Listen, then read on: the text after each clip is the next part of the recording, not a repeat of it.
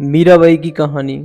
मीराबाई के बचपन में हुई घटना की वजह से उनका कृष्ण प्रेम अपनी चरमावस्था तक पहुंचा। जानिए।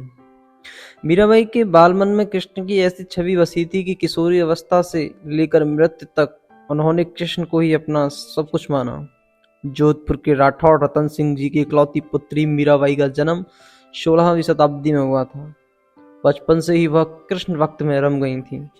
मीराबाई के बचपन में हुई घटना की वजह से उनका कृष्ण प्रेम अपनी चरम अवस्था तक पहुंचा। एक दिन उनके पड़ोस में किसी बड़े आदमी के यहाँ बारात आई। सभी औरतें छत पर खड़ी होकर बारात देख रही थीं। मीरा भी बारात देखने लगी। बारात को देख मीरा ने अपनी माता से पूछा कि मेरा दूल्हा कौन है। इस पर उनकी माता ने कृष्ण की मूर्ति को इशारा करके कह दिया कि यही तुम्हारे दूल्हा हैं। बस यह बात मीरा के बाल मन में एक गांठ की तरह बंध गई। बाद में मीराबाई की शादी महाराणा सांगा के पुत्र भोजराज, जो आगे चलकर महाराणा कुंभा कहलाए, से कर दी गई। इस शादी के लिए पहले ही तो मीराबाई ने मना कर दिया, लेकिन जोर देने पर वह फूट फूट कर रोने लगी। शादी के बाद विदाई के समय वे कृष्ण की वही मूर्ति अपने साथ ले गई जिसे उनकी माता ने उनका दूल्हा बताया था। ससुराल में अपने घरेलू कामकाज से निपटने के बाद मीरा रोज कृष्ण के मंदिर चली जाती और कृष्ण की पूजा करती, उनकी मूर्ति के सामने गाती और नृत्य करती। उनके ससुराल वाले तुलजा भवानी यानी दुर्गा को कुलदेवी मानते थे। जब मीरा ने कुलदेवी की पूजा करने से इनकार कर दिया तो परिवार वालों ने उनकी श्रद्धा भक्ति को मंजूरी नहीं दी।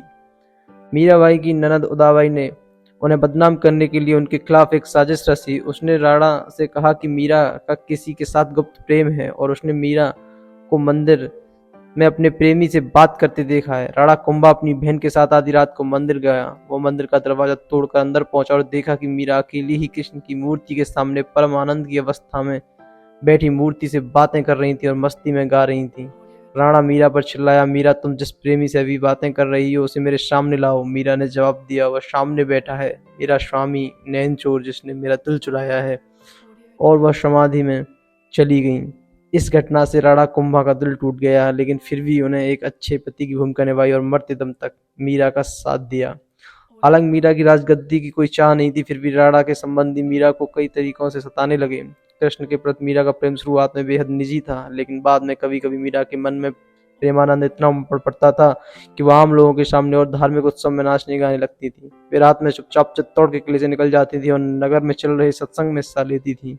मीरा का देवर विक्रमादित्य, जो चित्तौड़गढ़ का नया राजा बना, बहुत कठोर था। मीरा की भक्ति, उनका आम लोगों के साथ घुलना मिलना और नारी मर्यादा के प्रति उनकी लापरवाही का उसे कड़ा विरोध किया।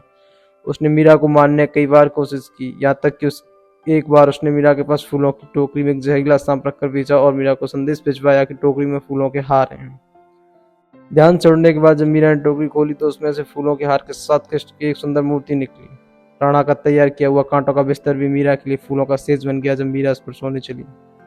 जब यातनाएं बर्दाश्त से बाहर हो गई तो उन्होंने चित्तौड़ छोड़ दिया। वे पहले मेड़ता गईं, लेकिन जब उन्हें वहां भी संतोष नहीं मिला तो कुछ समय के बाद उन्होंने कृष्ण भक्त के केंद्र वृंदावन का रुख कर लिया। मीरा मानती थी कि वह गोपी ललिता ही हैं जिन्होंने फिर से जन्म लिया है। ललिता कृष्ण के प्रेम में दीवानी थी। खैर, मीरा ने अपनी तीर्थ यात्रा जारी रखी। वे एक गांव से दूसरे गांव नाचती गाती पूरे उत्तर भारत में घूमती रहीं। माना जाता है कि उन्होंने अपने जीवन के अंतिम कुछ साल गुजरात के द्वारका में गुजारे। ऐसा कहा जाता है कि दर्शकों की पूरी भीड़ के सामने मीरा द्वारकाधीश की मूर्ति में समा गई। तो गाइस, कैसी लगी आपको मीराबाई की स्टोरी? अगर अच्छी लगी हो तो वीडियो को लाइक करना और चैनल को सब्सक्राइब करना। Thank you so much.